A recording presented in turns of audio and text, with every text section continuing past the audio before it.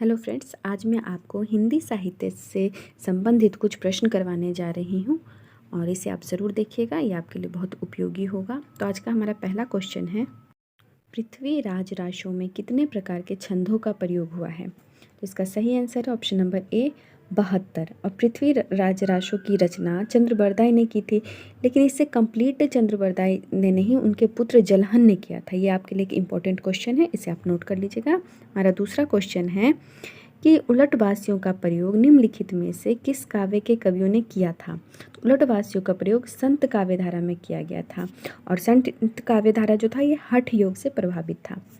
हमारा तीसरा क्वेश्चन है, निम्नलिखित युग्मों पर विचार कीजिए। पहला है मधुमालती, दूसरा है हंस जवाहिर, तीसरा है अखरावट। हमें ये बताना है कि ये रचनाकार जो हैं वो रचना से सही मिलाए हुए हैं या नहीं।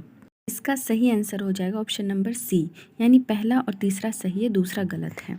ठीक है, तो मधुमालती, मंझन, अखरावट जायसी की रचना है। और हमारा अगला क्वेश्चन है, काला जल का कथानक किस समस्या से संबंधित है? तो इसका सही आंसर हो जाएगा ऑप्शन नंबर डी, सांप्रदायिकता से। काला जल जो है यह एक उपन्यास है और यह सांप्रदायिकता से संबंधित है। अगला क्वेश्चन है हमारा, सटक है, तो सटक क्या है? सटक जो है यह एक नाटक है, तो इसका ऑप्शन नंबर सी सही हो जाएगा। सटक एक प्रकार का नाटक होता है। अगला क्वेश्चन है हमारा, कस्तूरी कुंडल बसे आत्मकथा है, तो ये किसकी आत्मकथा है? तो इसका सही आंसर हो जाएगा option number B, Maitreyi Pushpa की। कस्तूरी कुंडल बसे ये मैत्रेयी पुष्पा की आत्मकथा है। हमारा नेक्स्ट क्वेश्चन है, इनमें से कौन सा जीवनी परक उपन्यास है? तो इसमें सही आंसर हो जाएगा हमारा ऑप्शन नंबर ए, खंजन नयन।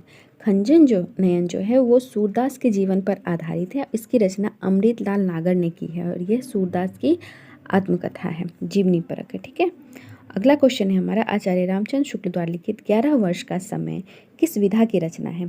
तो शुक्ल जी के जो 11 वर्ष का समय है यह कहानी है। आचार्य रामचंद्र शुक्ल द्वारा लिखित 11 वर्ष का समय जो है यह कहानी है। यह 1903 ईस्वी में महावीर प्रसाद द्विवेदी द्वारा संपादित सरस्वती पत्रिका में प्रकाशित हुई थी। हमारा अगला क्वेश्चन है, हृदय का मधुर भाव काव्य रचना किसकी है? तो ये आचार्य रामचंद्र शुक्ल जी की रचना है।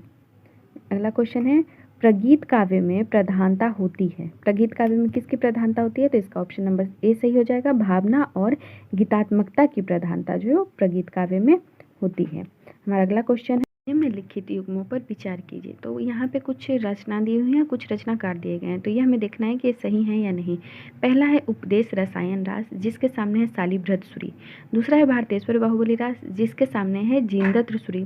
तीसरा है चंद्रवाला रास, जिसके आगे है आशगु कवि। तो इसमें से हमारा ऑप्शन नंबर सी सही होगा। ये केवल तीसरा वाला सही है कि चंद्रवाला रास के रचनाकार कौन है, तो आशगु कवि। बाकी ए और बी जो है ये मतलब गलत मिला हुआ है। उपदेश रसायन रास के रचनाकार जीनदत्त सूरी हैं, जबकि भारतेश्वरी बाहुबली रास जो है ये शालिभृत सूरी की रचना है। ठीक है, तो हमारा ऑप्शन नंबर सी यहाँ सही हो गया। अगला क्वेश्चन है, निम्नलिखित कथनों पर विचार कीजिए। पहला है, पहेलियों को निरुत्तर छोड़ दिया जाता है, और दूसरा है कि मुकरियों के प्रथम मुखड़े में उत्तर दिया जाता है। तो इसका ऑप्शन नंबर ए सही हो जाएगा, यानी पहेलियों को निरुत्तर छोड़ दिया जाता है। पहेलियों व मुकरियों की रचना हिंदी व उर्दू के प्रथम कवि अमीर खुसरो ने ही की थी। और पहेलियों को जहाँ निरुत्तर छोड़ दिया जाता है वहीं मुकरियों के अंतिम मुखड़े में उत्तर दिया जाता है, और यही जो है पहेली और मुकरियों में मूलभूत अंतर है। अगला क्वेश्चन है हमारा, डिंगल और पिंगल क्या है? आंसर नंबर 4 इसका सही हो जाएगा, भाषा। डिंगल और पिंगल जो है ये भाषाएं हैं, और जिसमें आदिकाल में जो रासो साहित्य होते थे उनकी भाषा यही होती थी, डिंगल। अगला क्वेश्चन है, बकरी बिलाप किसकी काव्य कृति है? इसका सही आंसर हो जाएगा ऑप्शन नंबर ए, भारतेंदु। बकरी बिलाप भारतेंदु की काव्य कृति है। इनकी अन्य कृतियां हैं प्रेम प्रलाप और सत्सय श्रृंगार, मधुमुकुल आदि। अगला क्वेश्चन है हमारा, काव्य रसायन किसकी रचना है? इसका सही आंसर हो जाएगा ऑप्शन नंबर बी, देव। देव रीतिकाल के श्रेष्ठ कवियों में से एक हैं और इनकी तुलना बिहारी से की गई है। अगला क्वेश्चन है, आचार्य मम्मट की रचना कौन सी है? तो हमें बताना है इनमें से आचार्य मम्मट की रचना कौन सी है। तो इसका सही आंसर हो जाएगा ऑप्शन नंबर डी, काव्य प्रकाश। काव्य प्रकाश जो है वो आचार्य मम्मट की रचना है। अगला क्वेश्चन हमारा, मौर्य विजय किसकी रचना है? मौर्य विजय जो है ये है ऑप्शन नंबर बी, सियाराम शरण की रचना है। सियाराम शरण गुप्त इनकी रचना है मौर्य विजय। अगला क्वेश्चन है, मानस का हंस उपन्यास के लेखक कौन है? तो मानस का हंस जो है ये अमृतलाल नागर की रचना है। मानस का हंस जो है ये गोस्वामी तुलसीदास के जीवन पर रचित है। अगला क्वेश्चन है हमारा, झूठा सच उपन्यास के लेखक कौन है? तो इसका सही आंसर है option number C, Yashpal. Yashpal की रचना है झूठा सच।